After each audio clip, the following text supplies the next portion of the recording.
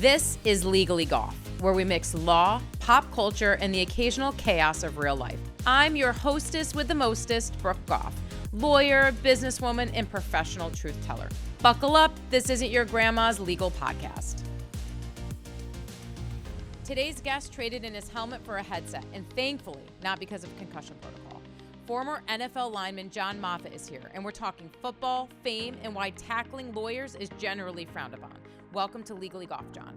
Today on the show, we have John Moffitt, professional. Who the fuck is that? No, well, so here's the deal. To me, everybody in Connecticut knows that I am the largest football fan, not size large, the largest heart football fan that there is in Connecticut. So having a pro football player, past, present, future, I don't care, in my studio is amazing to me. Cool. So let's give you that intro for a second. All right, I appreciate that. Then I'm going to let you tell everybody who you are and who you played for. Okay. Yeah, so ex-football player, kind of has been, claim to fame, and I was drafted to the Seattle Seahawks in the third round of 2011, traded to the Broncos in 2013, was with them for a little while, and then I had a cup of coffee with the Eagles in 2015, and that was my career. So about 4 or 5 years in the NFL. Okay. Yeah. And what was your position? Offensive guard. Yeah. So I think sometimes people don't understand what the positions are. Right. Offense and defense they get, but they don't understand what a guard is. So maybe tell people where it is that you are on the field. Yeah. Like girls don't understand. I wouldn't go. I'm a girl and I understand where you are. Like women don't get her. Listen, you can hit her back. We call women are going to comment on this and they're going to get you. Oh, I know. I already have said publicly that women don't understand football. So I did that like 5 or 6 years ago. Oh my goodness. Because how can you? Wait you know what I till mean? You see like the questions you've never coming your way now. She's like, you've never played. So how it. can you understand something you don't? You know what I mean? Okay, so but that's fair. Yeah. To state it because, like, listen, women for a long time didn't have the opportunity to even play. Like, how would you know the positions? Right. We'll go I got with picked up like nationally for that. It was like they were like so mad. This was like Me Too time though. So like everything was like anything you said, they were like, oh, fuck you. But yeah, guard is next to the center, and I basically protect the quarterback so he can do his job. So I don't score. I just like help them score.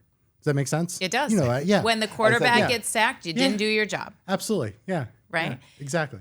And so you had said that you were, but let's kind of talk about that process a little bit because I think it's so interesting that, again, you're a pro football player. I think you'll always be one. And what that process is like, you work your whole life to kind of get there, right? You want to go pro. Yeah. No, it's crazy. It's you work your whole life and then you get there and then it's like, it's impactful. It changes your life. It changes your life in like a lot of ways, in the way that you see people, the way that you interact with people. It's just a different world, it really is. And it was cool for that. But I think a lot of guys was, like, it's just nothing's ever really what you expect it to be. And once you do something and actually like live it, you're like, okay, there's some really great things about it. And then there's some things where you're like, oh, I could leave this. You know what I mean? And that was kind of my experience with the NFL. Like, loved playing the game until I didn't love playing the game. But then like saw a lot of the other things that go with playing the game, especially back then, like we didn't get paid in college. So, you're getting paid, it's a job. And, like any job, like, you're an attorney. You worked your whole life, worked for a long time to do that. I'm sure once you actually got there, you were surprised by like, okay, this is what I expected. This is kind of not what I expected, I think that's for any profession. Yeah. And, I think people just see football players and they're like, they play football. Yeah. But it's so much more than that, right? There's politics in football. There's all kinds of, in third round, yeah, super respectable because a lot of people, especially being on the O-line, the new way of doing things 2024, 25, these old linemen are going first and second round. But when you were drafted, that they were mainly taking receivers, right? And running backs and QBs first round. It's across the board. A great player is going to go early. You know what I mean? A great player is going to fit somewhere. And yeah, it's kind of like, you've seen great players drop. The draft is third round's respectable, right? Third round's not bad at all. And it kind of is what it is. But yeah, I was an All-American in college. I was a good player.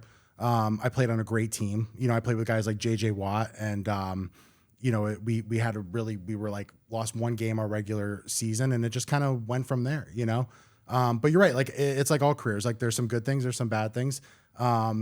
for me, like I'm like football, I have like a love-hate with it. You know what I mean? There's part of me that like kind of like hates it. You know what I mean? There's part of me that like loves it, you know? The part of me that hates it's just like, well, you know, I'm 38 and like my fucking back really hurts. You know what I mean? And my knees hurt and like this stuff. And then part of me that loves it though is like it opened a lot of doors. It was an amazing experience. Like I was in rooms with people that I probably never would have been in. It grew me a lot as like a person and meeting people. So like you're saying, yeah, there's like a whole other thing to it. And a lot of it's the people, that dynamic, like who you meet and how you meet people and the places you go. And, you know, everyone from fans to celebrities to athletes to coaches. And so that was kind of like the whole journey of it, you know, and that is something that like looking back, as much as I have certain problems with football, I wouldn't want to change anything. You know, it's like that old, like that classic, like, hey, it made me who I am. You know what I mean? So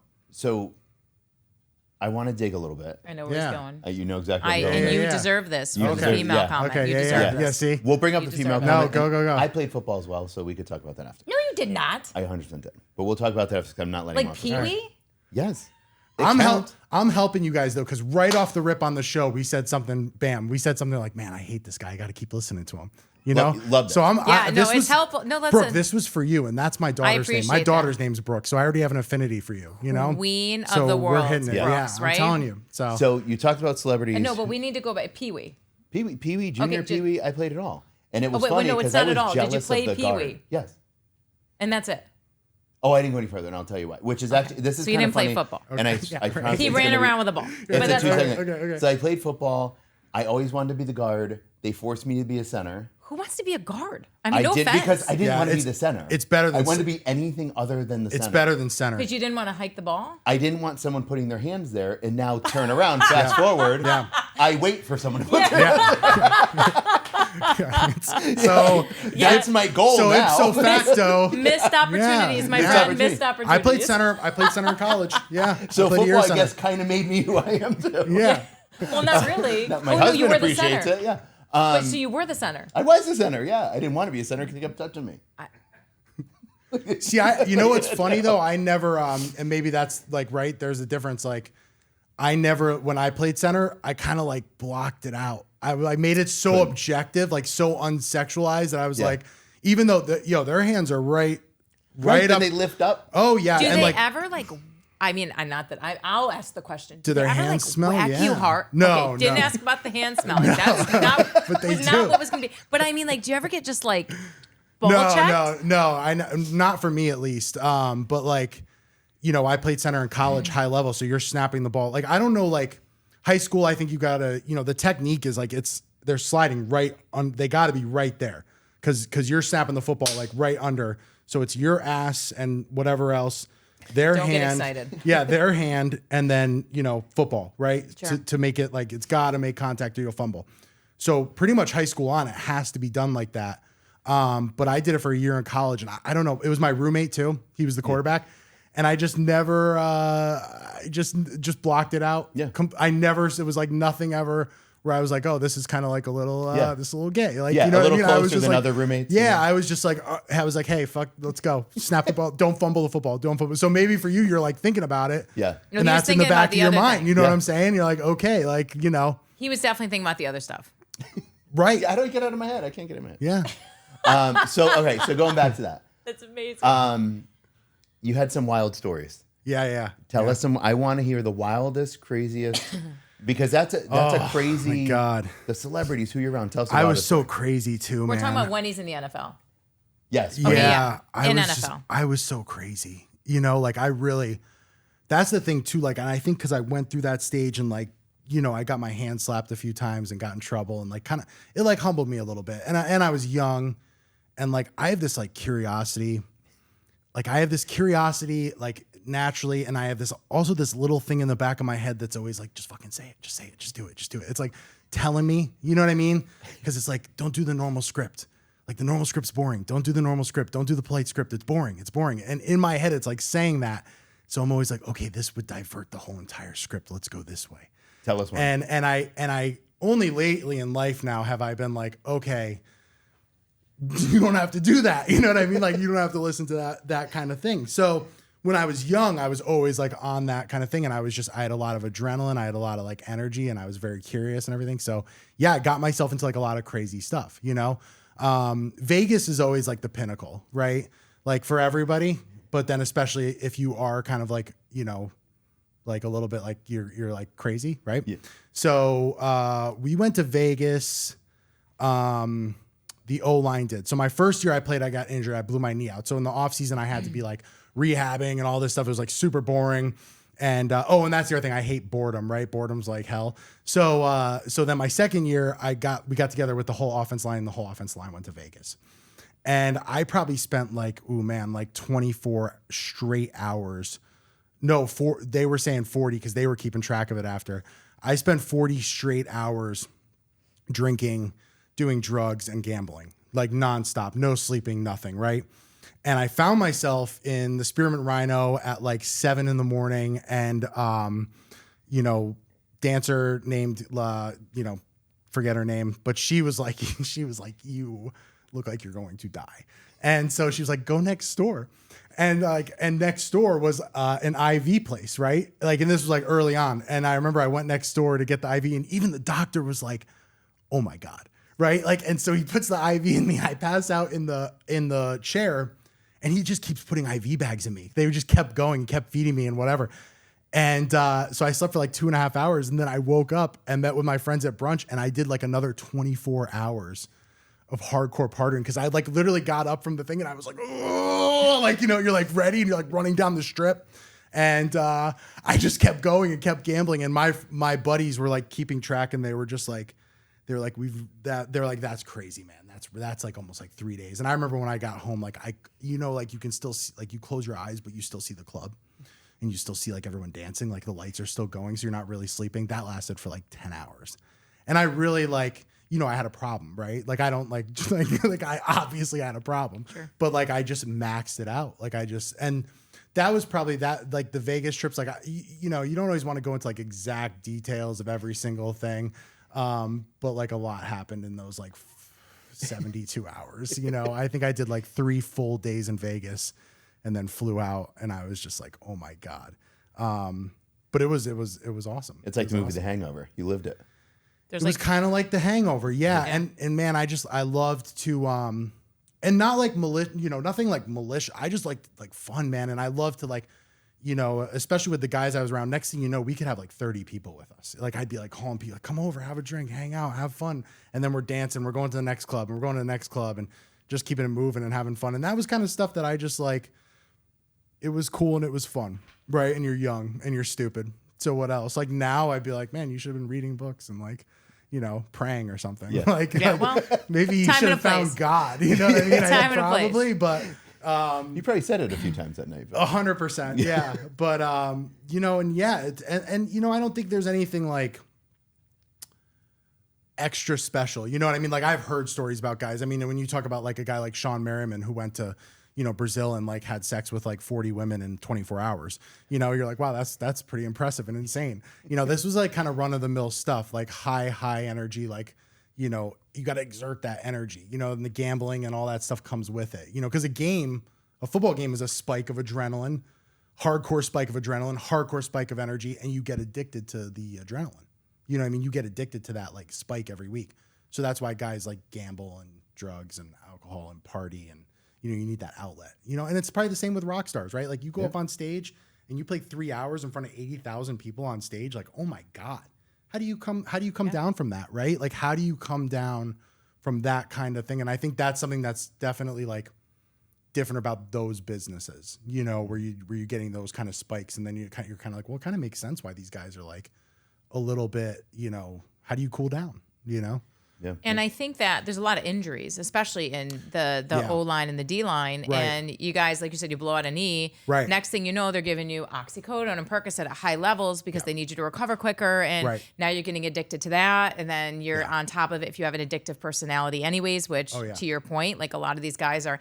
It takes a special human to get nose to nose with someone that's 400 pounds that is going to become running after you. And their one job is to basically obliterate you. Yeah. And that's what you did. You know what though? It's like same though, right? because I was like 325. Sure. You know what I mean? So you're kind of like, okay, we're doing this. Yeah. And you're right though. And you know, it's like environment changes you, right? Like your environment, guys that spend years in prison are affected by prison so you kind of become that thing. And like, absolutely. Like, I remember I had a warm up before the game that I was taught by a veteran, and he was like, okay, you're going to go out and you're going to warm up so hard and you're going to get so tired that you hit your second wind. So you want to make yourself so tired that by the time you're coming back into the locker room before the game, you're going to hit your second wind. You want to drink 5 cups of coffee. You want to go get the Toradol shot, which was a painkiller shot. And then you're going to be ready to play the game, and you're not going to be tired at all. And you're not going to feel pain for like 2 days. And I was like, okay, awesome. That's what I'm going to do now. And a lot of guys did that. A lot of guys kind of did that thing. So you like adjust to the environment, right? High paying, high pressure, performance based, like, it's kind of like input output, I'm super interested to know though. So you play a game, okay? You play how many snaps typically in a game? 60, 50, 60, 70. And you play most of them if you're a starter, right? Yeah, absolutely. Okay. Yeah. So you come out, the game's over. What does that recovery period look like? There's been Netflix shows and all of this, but like, what's the real recovery period? Are you in ice baths? Are the therapists working on you right away? Like, what does that look like? Yeah, that's a cool question. So like basically for me personally, like, after the game, you got to get into the ice tub. And then, for me, I was going out. I was going to start drinking, right? And then the next day, though, they get you right into the facility. Like, usually after a game, you always have a lift and like a light kind of run the next day to get blood flowing. And then the next day, you're off. And for me, with like when I did the Toradol shot, like the next day, I didn't feel anything. But the day off is when I actually started to feel like where it'd be like, ooh, this is going to take a little time to get out of bed. Like going out of bed slow, that kind of stuff. The older guys really had like problems on that next day off. Sometimes the older guys didn't practice for like a couple days, like into the week, because they're just, they're older, and it kind of was what it was. But the big thing with NFL, like, is movement immediately. So guys will lift the next day.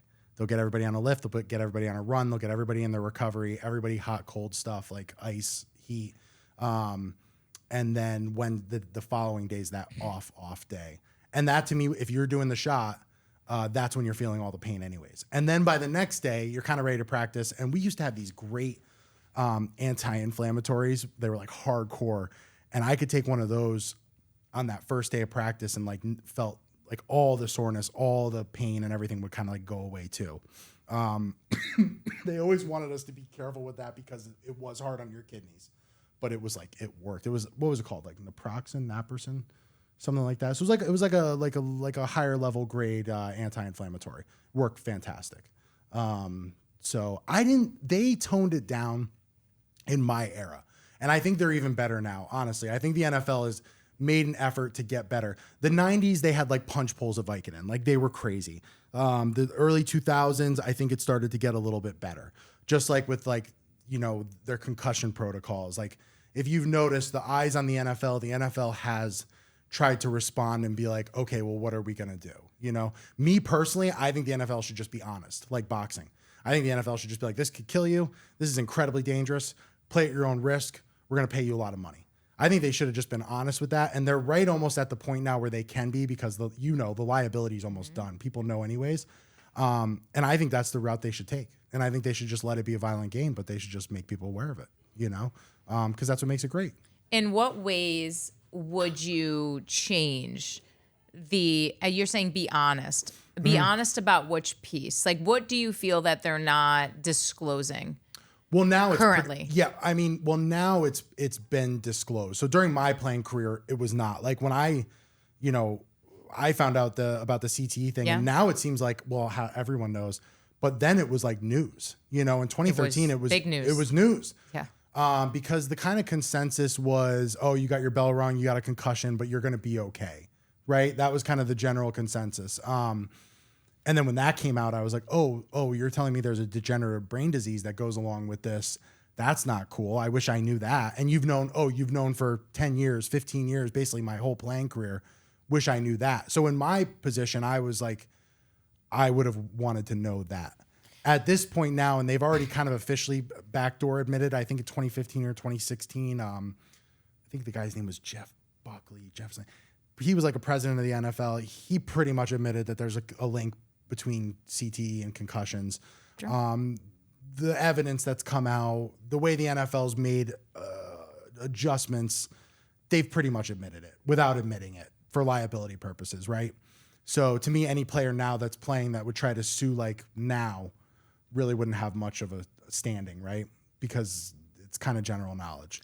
But for me, we didn't. So that's where I say I wish it was a little more, clear. And I'm not going to get into legal weeds with it, but I'm sure there's probably releases along with it now that you guys probably never signed when you came in and everything else. I would be shocked if there wasn't. Right. Which protects the NFL. But let's talk about CTE for a second. If you had known, if they had disclosed this to you, would you have joined the NFL? Would you have continued to play football? I don't know. So the tough thing about football is that they need people to start playing football young. Because when you start young, well, two things happen. One, if you play 2 years of youth football, they have like statistics on this. It's like, if you play 2 years of football at any level, you create a fan for life. Mm-hmm. So that's fan dollars for them. And then on top of that, if you got to play football, like football is a game that you got to play the whole way through. You can't just jump in high school and be really that great. It doesn't create a high level game, especially considering the leap from high school to college is so quick, and then college to the NFL. So they need players and they need them young. That's why they're really into youth football. If you notice, like the NFL has a lot of outreach in youth football and youth in general, play 60, stuff like that. So, if I was given, I can bet you that if my mom knew when I was 8 or 9 or 10 years old that football caused brain damage, I bet she would not be for it.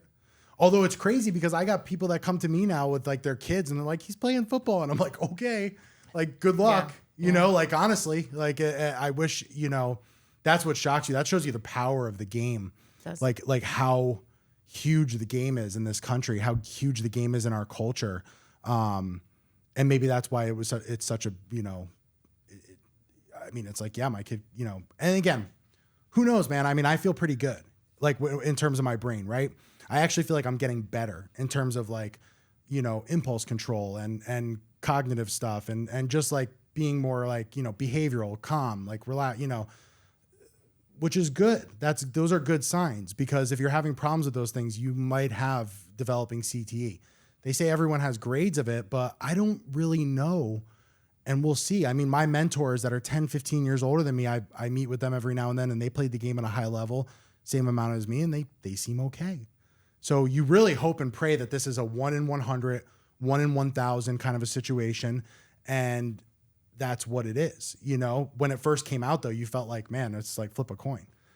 They just don't know enough. And I do blame the NFL for that, because they stymied so much research by denying, and they've gotten in the way of so much research, and like to big tobacco created so much fake research that you're like, okay, guys, like where are we even at with all this? What even is real? Which is again, something that really, that if I had a problem with them, that would be it, so weird love, hate, right? You can see like, love the game, love that I got the experience, love that I played, hate that the NFL kind of went the big tobacco route. You know what I mean? Hate that they did that. So it's like that, hate that kids are like, still like, ooh, maybe we should really have a conversation about this. So it's like a real, like weird thing for me, football, such a big part of me. CTE though firstly, did you ever have a concussion when you were playing? Oh yeah. At the NFL level? I can't remember. Right? Like, okay. I'll give you some names. It's fine. I'll give you some names. So definitely in like high school, sure. A few concussions, and a few poorly treated concussions. Like one I hit a guy, like I remember playing this guy. He also went Division I. Amari Spivey, he played for Xavier. He went to Iowa, and then he played for the Detroit Lions. And we were playing against each other in high school, and we hit like head to head one play. And I was seeing stars. We go into halftime. I remember telling my trainer, I'm like, yo, man, I'm like seeing the stars, man. I'm like, like the flashing lights and stuff. And they didn't do anything. And I went in and played the whole third and fourth quarter. And I forgot. I remember going up to the line every play and being like, to the guy next to me, like, yo, what's the play? What's the play? What, every single play, forgetting every play, and you just finish a game like that. And so high school, yes. I think college, I might have had like 1 or 2. And then NFL, I don't think I had any documented concussions. But the tough thing with CT is it's not about necessarily the concussions. Impact, right? It's the impact. It's the repetitive. It's the, bell rung kind of, deal. Do you feel like you have any symptoms? You've named a couple of things you've had, but do you feel that regardless of whether it's going to be resolved or not, do you feel that you left the NFL with any kind of symptomology of CTE? I don't know. So I did like see a neuro kind of like doctor and he diagnosed me with post-concussive syndrome, chronic pain, and then dysautonomia. And basically dysautonomia is when your nervous system isn't firing right. So your skeletal system isn't really supporting itself the right way. And that's probably what my back pain is, like, because I constantly have to like kind of like prop myself up, I don't know if that's CTE, but it's definitely like that's traumatic brain injury, right? Yeah. So and then CTE, it's tough. It's and it shows itself in all kinds of ways, right? Derrick Henry, right? He just at 25 jumps out of a truck and kills himself, right? And then Junior Seau, like, so you got like shooting himself, or then you got guys that are like extremely violent and like, or you got guys that are horribly depressed and won't leave. So you're like, how does it affect us? What is the effect? I mean, there's a general broad kind of outline of symptoms, but the exact, like, can you quantify it? Do you know for sure? And then again, the great thing for them is post-mortem, right? Mm-hmm. So you only know when they open your brain up, right? Which again, I also think that's kind of bullshit. I think that if they really wanted to test for it and find out, I think they could, but there's been no money going towards that. And also, why would they want to know that, right? The payouts would be through the roof. The NFL got off easy. I mean, $765 million for like, arguably not as significant damage as smoking cigarettes, right? But that is the parallel that's used a lot, right? And, you say Philip Morris, I mean, God, there was a class action lawsuit they had with the flight attendants, and they paid out like $40 billion, and that was just a class action with flight attendants because of the secondhand smoke issue. Billions and billions of dollars from cigarette companies, granted, maybe much broader, right? Much broader kind of effect, but still, to me, NFL with the effect and what they've done and the lying and stuff, $765 million is a joke, in my opinion. That's a joke. It should be billions and billions of dollars towards research. What if they could start messing around and like curing fucking Alzheimer's, right? Like, what if they said, hey, let's put $100 billion into fucking brain research and we cured Alzheimer's as a result? And I think that's the thing people miss, with what the impact that they've done. I've read a lot about it. I have an interest in law and stuff like that. And I did for a long time just because like, I was kind of like a criminal sometimes. So, you actually like got to know your rights, right? You kind of get into it, right? So like the library is a resource. Right. So I kind of went down that. I even explored the thing where I was like, ooh, let me write my own lawsuit because they already have a class action lawsuit. So let me represent myself and who could testify against me. Right. It's my own. I was like down the road of like, I'm going to put in affidavits to all this stuff and I'm going to see who can fight that, who can argue with that. I don't do that now. I don't really, but it was a phase I went through, but I did learn a lot. I researched a lot of their stuff and saw a lot of, comparison, what people have paid out, So yeah, it's the CT thing. I don't know. I pray, right? I pray to God that like, hey man, I just want to live a long life. I want to be healthy. Yeah. And I hope I'm okay. Big picture. I really wish, we there's a lot to it. NFL representation is bad. NFLPA is not great. So there's a lot more to it, I can't pass what he said. What? As a little bit of a criminal. Come on, you got some kind of story with that? Oh. Come on, there's got to be a story. I just had run-ins with the law. Shot number 2 right? for the female. Right, you're right. You give it, we're going to take it. You're right. And in all honesty, women, I think, do understand the game. I'm being an asshole. We're gonna talk more about that. I am because you don't think she dropped that, did you? No. Well, that's gonna be hang out. Good. Yeah. How much time we got? A little time. Yeah. I just like I said, I definitely had like a lot of like. Was it the money that came in? Was it the? No, I'm an addictive person. Okay. Yeah. I have an addictive personality. I'm an addict. Like I can't be around like anything. I have to be like really careful. So, you don't really know that in your 20s sometimes, like, or you have that denial. Especially boys. Yeah. Oh yeah. And Just you know, having fun. oh yeah, no, 100%, 100%. Yeah, agreed. 100%. And, so like naturally a lot of run-ins, you know what I mean? And I got lucky like a lot with like a lot of stuff. And more so I was just like the guy that like, again, curious and I want to have fun.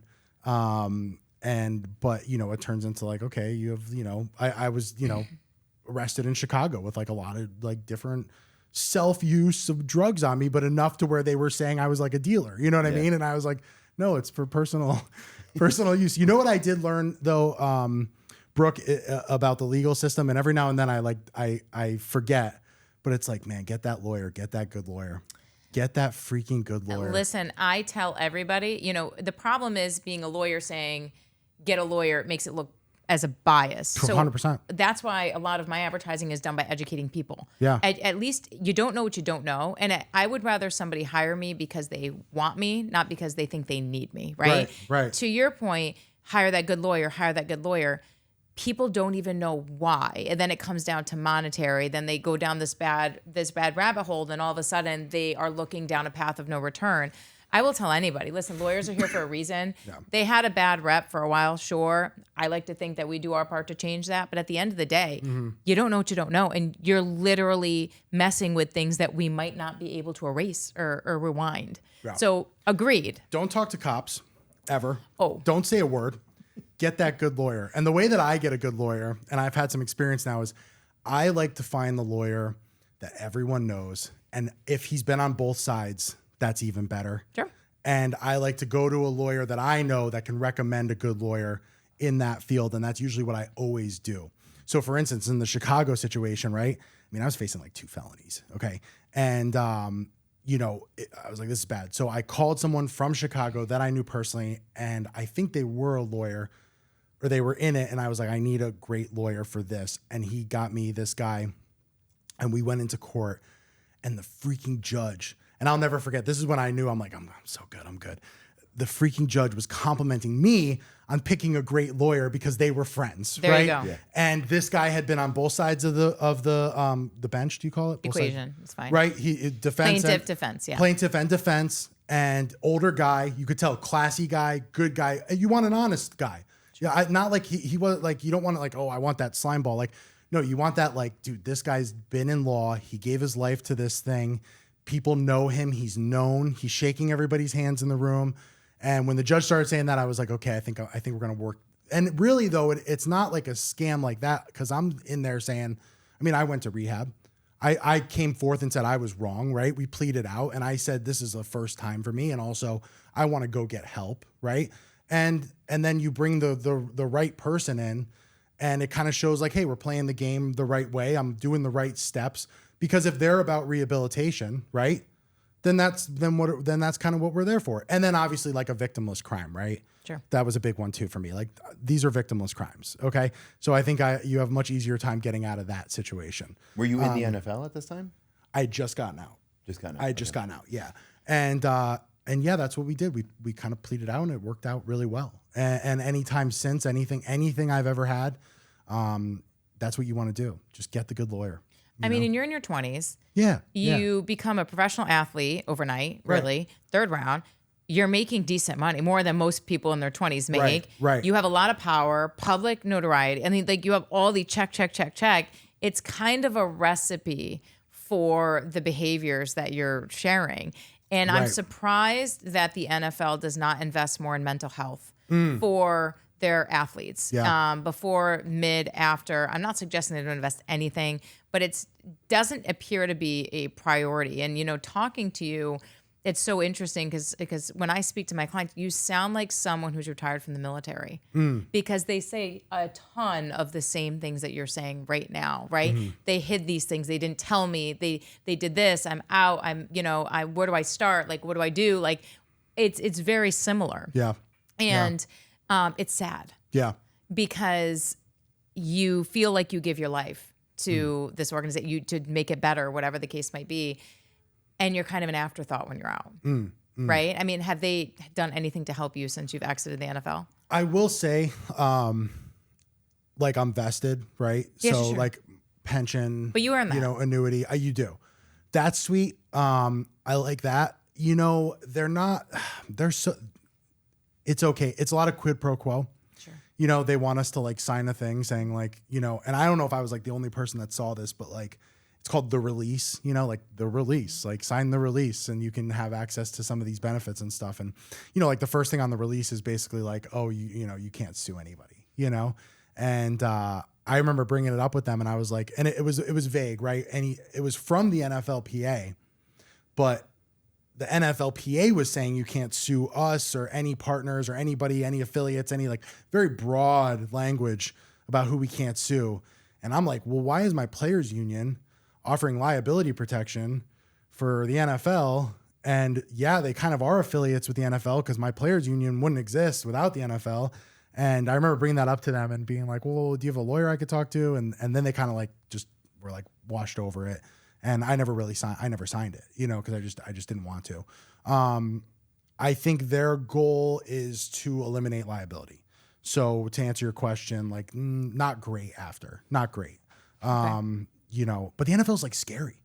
They're scary, you know, and they're big. They're big and scary. Like there's parts of me that was like in the back of my head, I'm like, I'm going to sue the NFL. And then the other thought is like, it's like, don't sue them, man. Don't do anything. Just leave it alone. Like, you know what I mean? Like they're going to kill you. You know what I mean? Like don't do anything. Cause they really are like Death Star scary. You know, it's like 32 teams and who owns the teams? Like the most powerful men in the world, you know, and they kick the shit out of the players. They kicked the shit out of these guys in these lawsuits. It was a joke. They're like, oh, here's your representation. Here's this guy that works for you. It's cool. It's for real. And, you know, so I guess, I mean, you know, and maybe that's a microcosm of a greater picture of America and power and the way things work, right? Like, you know, it's just kind of is what it is. How, getting back to the playing now, how do you feel about this Taylor Swift effect? So now you had said women don't understand the game. Right. So now we're going to talk about it. Women don't understand the game. Right. How do you feel about this new swath of women and girls now getting super involved in the NFL because of the Taylor Swift, Travis Kelce relationship? Yeah. So when I said that about women not understanding the game, that was in like 2014 or 15. Mm-hmm. And it was another push for women, right? Sure. There was a push 10 years ago. Like the NFL wants fans. They want women fans. Women fans are the best thing that could happen to the NFL. If you know, as well as I do, women are the drivers of the you know, some of the biggest consumer companies and the media consumption and everything. Women buy. You know, I own a smoothie and coffee shop. I market to women. Women buy. It's the guy that comes in that's like, this coffee's $5. And I'm like, yes. Women don't say anything about it. They're not afraid to purchase and use their purchasing power. So I think it's smart of the NFL, but I do see the Taylor Swift thing as like a, I don't know, like an arranged, like weird thing, right? You think? 100%. I mean, I just think of the players. And again, I'm a huge football fan. I think of the players and I'm kind of like, how do you feel about the distraction? I mean, she's sitting up in a booth. Fine. I'm getting my ass kicked on the field. Hey, man. I just made a play. I just sacked his ass. And you didn't even see the play because all we're looking at is Taylor Swift behind foggy glasses, like drinking a Mai Tai. Like, I don't get it. And I would think as a player, that would piss you off. Be more fucking entertaining, you know? I mean, we're in the entertainment business, baby. Sure, like that's like, go. To me, I think the Taylor Swift thing, like I get, you know, the NFL doesn't care about its old school fan base anymore. That's very clear. You know, they don't care about because they're going to be fans no matter what. The 45-year-old, the 55-year-old, the 65-year-old Budweiser drinker is going to be your fan no matter what. He is. They know that. So he's locked in. So now I think that it's marketing, and I think it's smart marketing. I mean, I think you're taking you just took a woman who has the Swifties, like she's got a whole, and they just plopped it right into the NFL, and now women are buying jerseys and all this stuff. I mean, I think it's smart marketing, but I do think it's marketing, and I really kind of think like she's Hollywood, you know. They arrange stuff in Hollywood. They arrange marriages and dating and all that, and he seems to want to be Hollywood. And now their podcast is like, you know, Leonardo DiCaprio was on their podcast last week. Like he's next week. Yeah. Oh, I'm sorry, next week. No, Okay. here with us. I thought Leonardo DiCaprio was hiding. Yeah, Wasn't he he was- like with like the whole Trump thing? He was ran. hiding. Yeah, He ran, right? somewhere, Yeah. After the Epstein files released. Yeah. Wasn't that the? Oh, scary. Yeah. Sounds like- they're all satanic pedophiles. Yeah. But it's like, I think it could be an arranged. I really do, but I think it's genius if that's what they're doing and that's the thing. Cool, man. Good move. So quarterbacks in the league right now. So again, your big job was to protect your quarterback. Yeah. Who of all the QBs in the league right now, and I hope you say the answer, but you're not going to say the one I want you to say. Okay. Would you go in and you have to play, 4 downs? Okay. Who would you love to protect right now? Who's your favorite QB in the league? I don't like a lot of them anymore. I know that's why the favorite one. Yeah.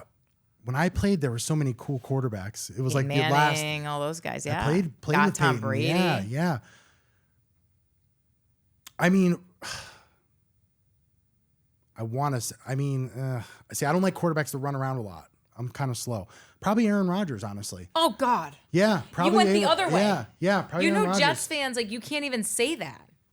But I'm not a Jets fan We anymore. pray that the Steelers lose every game and that he gets face planted every game because of what he did to us as Jets fans. He's old school. I feel like I'd really like him. He doesn't move around because he That's can't. exactly. Because he can't. That's what I need. But he can't. I need to know he's going to be right I there. need your 20-year-old self, Yeah, not that's- today, not the guy today. 20-year-old yeah. self. Who you guard? Who are you Oof. protecting? Can't say guarding. Who are you Well, protecting? then, obviously, probably Mahomes, right? I mean, you want to put the best guy in the league. I mean, you're going to win.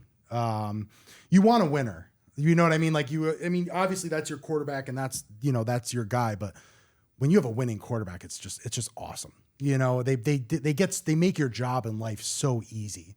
The ball's out fast. Like a Tom Brady. Like I would Tom Brady if just because that guy got the ball out so quick. I don't got to do anything. 2 seconds, bam, gone. You don't want a guy back there running. It's probably why Russell's had a tough time, right? He's just back there running around, holding the football. Like He's never looked worse. Bad things. You happen. played with him though, right? I Was did, he in this? yeah. He was at the. Yeah. I gotta tell you, when you said the Seahawks, I am an enormous Pete Carroll fan. Yeah. Love the guy. Yeah. I think he's brought a ton to the game. Yeah, 100%. I think he's like 80 years old. He's got to be, right? But he never aged. Right? So how was it playing for him? Cool. I mean, a lot of rah-rah stuff. A lot of there's college and there's NFL, especially back then.